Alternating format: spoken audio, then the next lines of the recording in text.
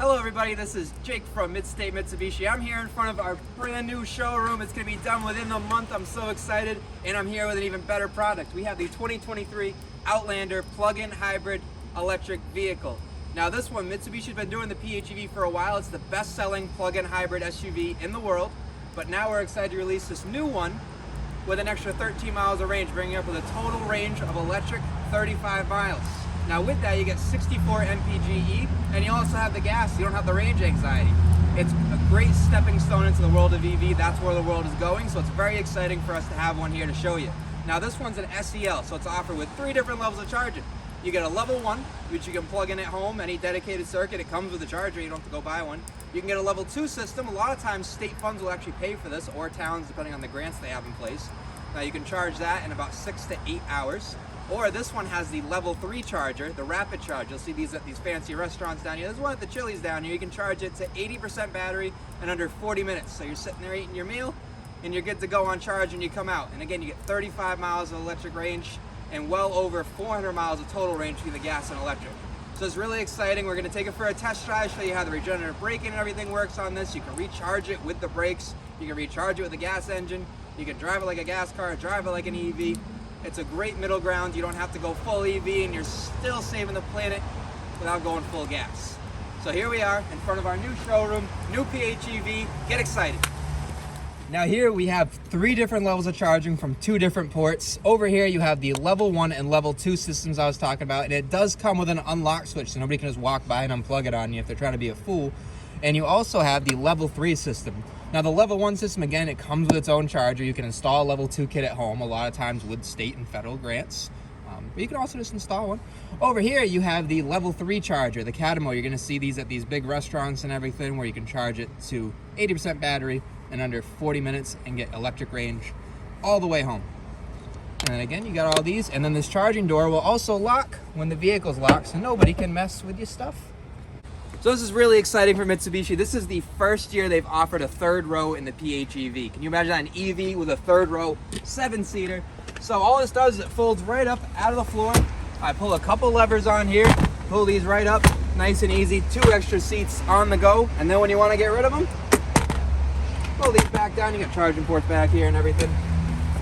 Pull this little strap, pull this little strap. Now it comes right back down flat into the floor, no mismatched surfaces like all the other ones. It just goes straight across. Now if that isn't enough room for you, pull this down, pull that down, and look at all that room. Almost 80 cubic feet of room back here with all the seats folded down in an EV. How do you beat that? HEV, we're gonna be taking this for a test drive. Now there's a couple differences between this one and the conventional gas-powered Outlander. First off, on the shifter, it's the same style shifter. But down here you have drive like you normally do, and you also have B. B is gonna stand for brake. Now with this vehicle, you have these neat little paddle shifters up here that you can use for what they call regenerative braking. And what regenerative braking does, it takes all the excess energy you'd normally use and put it back into the battery pack, whereas normally you'd be wasted through just hitting your brake pedal. And also you'd be wearing on your brake pads a little more. So you can adjust how sensitive that braking system is right from here. You don't have to put your foot on the brake pedal necessarily unless you actually want to come to a stop. You can slow down using these in Route 20 style traffic. And then back down here, we also have something called the innovative OneTouch pedal system. Now, if I were to enable this right here, instead of me hitting my gas, hit my brake, hit my gas, hit my brake, using my little paddles and whatnot, this will allow me to gas and brake and coast all with just using the gas pedal.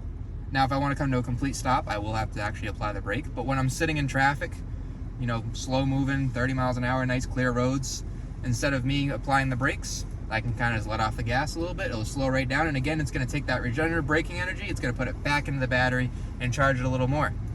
Now down here, we have all these different drive modes. Now these 6 drive modes, Eco, Normal, Tarmac, Snow, Gravel, Mud, all come on the conventional gas-powered Outlander. But this one has a special mode called Power. Now what Power does, this vehicle has 3 motors essentially. It has a gas motor, and then it has 2 electric motors, one over the front axle, one over the rear axle. So if I were to put this vehicle in power mode, it's going to take all of that energy from every power source and apply it to the vehicle. So if I got to get out in a hurry, or if I want to dust that guy at the red light, this thing can kick it into gear using every bit of available power. Now we're going to put it back in normal. We don't need all that power right now. But over here we have an option for EV. Now I can put this vehicle into 4 selectable EV modes. I have normal, which is going to automatically switch between EV, gas, or a mixture of both. I can put it in EV, where it's going to prioritize using EV power for low speed city driving, so I'm not wasting all the gas sitting at the red lights and going low speeds. I can put it in save, so if I have a high battery charge, I can put it in save, so that way when I'm on the highway, I'm not wasting all of my electric battery for when I eventually get into the city. And then I also have charge. If my battery's getting nice and low and I want to have a little bit of EV juice so I can park in that special parking spot at the mall, I'll put it in charge. It'll charge up the battery a little more using that gas engine, which it does anyways, but it kind of excels it a little more. Now we're gonna leave this one right in normal for our drive today, and we're gonna head right out onto Route 20 over here. Now I want to put this car into the innovative OneTouch pedal driving system. So now when I come out, I can kind of go down this road over here. Lovely New England weather conditions we're having. And then when I let off the gas pedal, you can kind of feel the car start to brake a little bit. And then we go. And then I can let off and it'll start to brake a bit. Or I can find some medium ground and it will just coast down this hill like usual. Now if I turn this off and I take this corner up here, we have the option to use the regenerative braking via these paddle shifters right here. And I can downshift, and now I'm not even hitting the brake, and I'm gonna take this corner while my battery is recharging. I didn't have to hit the brake pedal, and I got to use these cool little paddle shifters. So we're gonna head back on over here. We're accelerating, so you can hold this positive paddle shifter to turn it off. And then we got a neat little gauge over here. I don't know if you can see it from that angle. It's gonna kind of show you how much EV juice you're using, how much gas juice you're using. And then when I downshift, you see it goes into charge, and it's actually gonna start charging the battery. It's a cool little indicator that tells you how much charge you are accumulating. Now in addition to all these little meter clusters and info meters on here, you also have an info meter up here, where you can just have an EV screen, and you can see how much energy you're using, how much gas, how much electric. You can even set climate control timers on this vehicle, so that way in the morning it turns on just the electric motors to preheat the car for you, or pre-cool it if it's in the summer. You can also set charging timers, so if you don't want to be using all of your electricity at 5 p.m. when electricity is expensive, you can set it up so it only charges between 10 p.m. and 5 a.m. so you use less electricity. Well, not necessarily less electricity, it just costs you a heck of a lot less, and that's kind of the name of the game. So you have all these options on here, and this can all be controlled via the Mitsubishi Connect app as well. So if you are sitting in bed and it's already plugged in, you forgot to set your charging timer, you can go right on there, you can set your climate, set your charging timer, and all that. So there's a lot of excitement coming from Midstate. Our dealership's gone from this to this, and our PHEV has gone from this